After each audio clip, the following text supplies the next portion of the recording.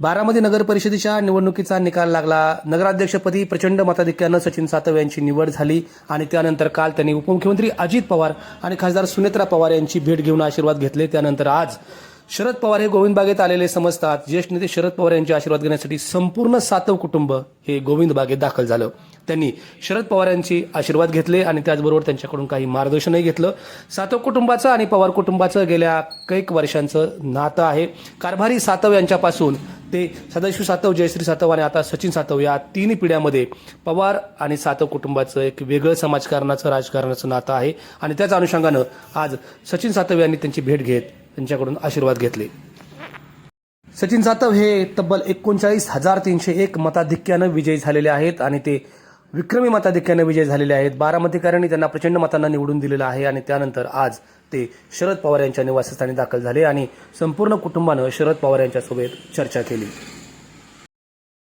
परवा 21 तारखेला बारामती नगरपालिकेच्या सार्वत्रिक निवडणूक 2025चा निकाल लागला आणि निकाल लागल्यानंतर आपण सर्वच आपल्या वडीलधाऱ्यांचे, आपले सर्व जे मार्गदर्शक आहेत त्यांचं दर्शन घेतो, त्यांच्याकडनं आशीर्वाद घेतो।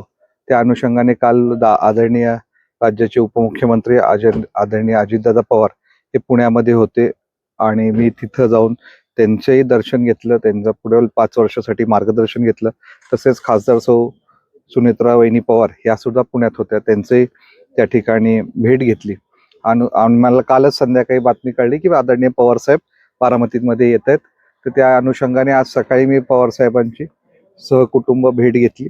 त्यांनीही मला काही नगरपालिकेच्या बाबतीत काही चर्चा झाली आणि सगळ्यांचाच आशीर्वाद घेऊन, पवार साहेब आपल्या सर्वांचेच महाराष्ट्राचे आणि बारामतीचे दैवत आहेत, त्यांचा आशीर्वाद घेऊन पुढं वाटचाल करायची आदरणीय दादांनीही वेळोवेळी त्यांच्या मार्गदर्शन घेतलेलं आहे। म्हणून आज गोविंद बागेमध्ये आदरणीय पवार साहेबांची मी भेट घेतली। सर, ही भेट एकंदरीत आपण सहकुटुंब घेतलेली आहे। पवार कुटुंबीय सातव कुटुंबियाचं एक वेगळं नाते समजलं होतं, कसं बघता? काय पवार साहेबांना सल्ला दिला किंवा मार्गदर्शन?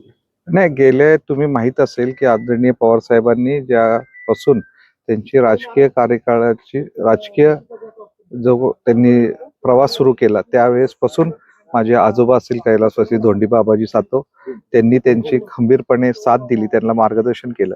त्यानंतर पुढच्या पिढीमध्ये बापूजींनी पवार साहेबांबरोबर, आदरणीय दादांबरोबर काम केलं। त्यानंतर माझ्या आई सौ जयश्री सदाशिव सातव यांनीही नगरपालिकेमध्ये नगराध्यक्ष म्हणून काम केलं आणि आता मला राष्ट्रवादी काँग्रेस पार्टी, अजितदादा गट यांनी मला नगराध्यक्ष पदाची संधी दिली।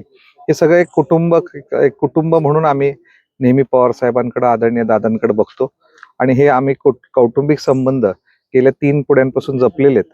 म्हणून आज आदरणीय पवार साहेबांची या ठिकाणी येऊन गाठ घेतली, त्यांचा आशीर्वाद घेतला।